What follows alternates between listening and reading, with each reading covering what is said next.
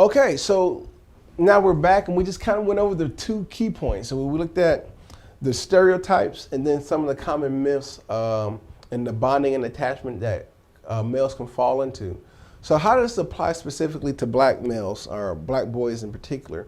So black children constitute 18% of the students, but they account for 40%, 46% of those suspended more than once.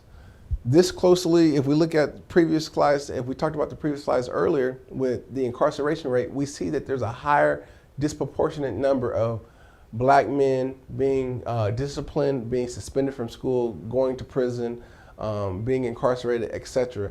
And so we should not be surprised by this statistic that they account for 46% of the suspensions, multiple suspensions. And then also the next bullet point, about 1 in 4 black children with disabilities were suspended at least once versus 1 in 11 white students with disabilities. So again, this to me goes back to, number one, there's a disparity in the way we discipline our children and our students in the school system. We need to be mindful of that.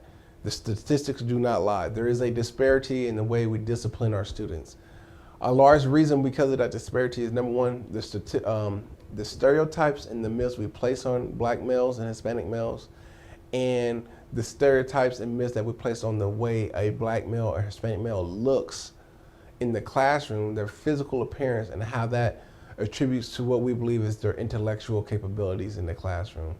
And so it's easy for us to dismiss a black male and write them off and send them to detention, rather than finding new and creative and innovative ways to engage these type of males in the classroom so that they can be retained and have academic success in your classroom.